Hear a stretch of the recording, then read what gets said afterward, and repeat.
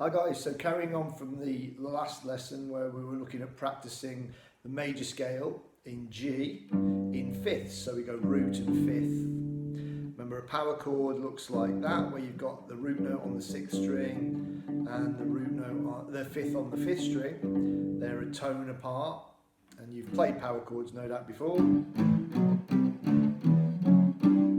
Okay, so basically what we're looking to do here then is to outline the triad, so the root, the third and the fifth of each chord of the major scale.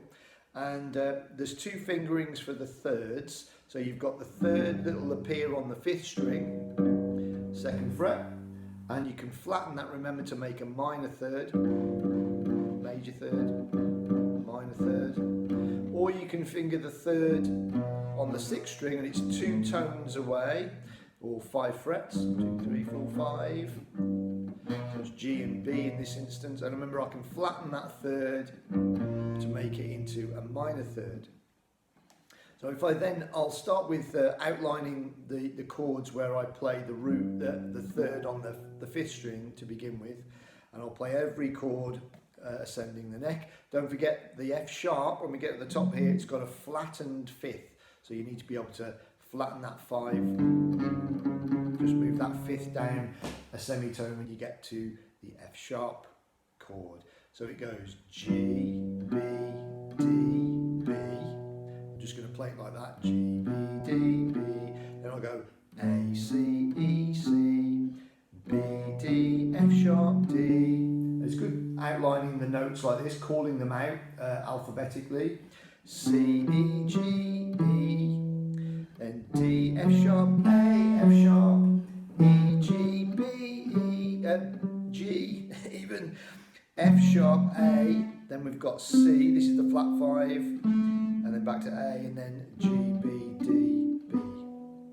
Just play that without calling out the letters because it gets a bit mind-boggling. 2, 3, 4.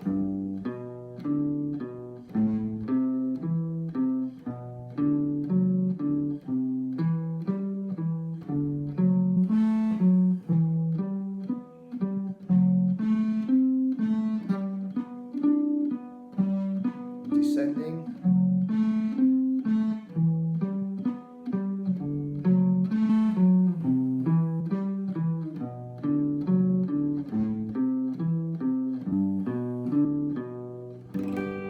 There we go.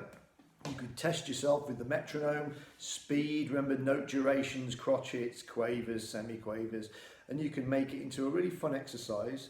The next exercise then is to take the same principle, doing the triad, outlining it, but this time playing the third on the sixth string, and it will be the same type of thing. So, but notice the fingering's different. All right, so this is where it's a really great exercise because it not only helps you practice in one way, but now you'll be doing a whole different fingering, and it's great. So you get the same chords, same knowledge being used, outlining the first, the third and the fifth of a chord, but getting your fingering in a different way, so different muscle memory. So here we go, try and outline these, but all the thirds are on the sixth string.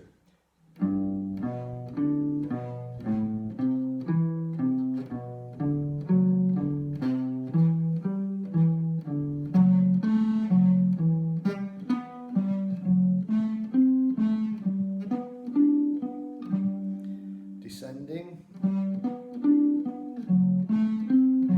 Oh my goodness.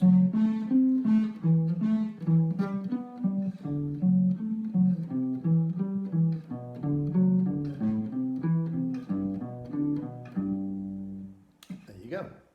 Don't worry about making mistakes. The best of us make them all the time. Okay, so the next exercise is going to be reviewing the intervals in there, what they look like, the shapes, and then seeing if we can identify an additional note. So we're going to play a four-note chord, the seventh chord. So we're going to play the G major 7, A minor 7, and so on, and outline the arpeggios, but adding in an extra note.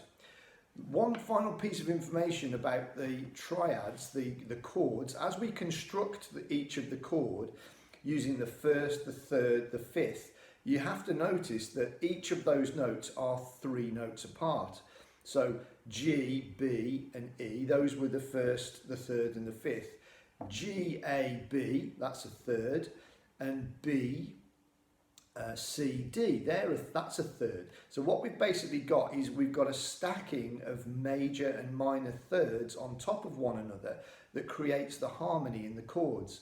So when we add in the next note, the 7th note, on top of the 5th, first, third, fifth, the 7th is 3 notes away from the 5th note.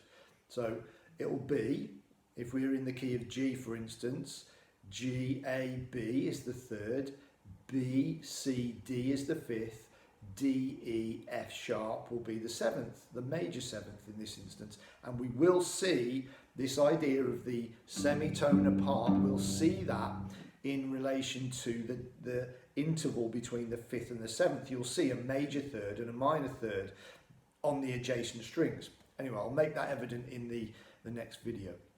Hope you enjoyed that. Keep up your practice.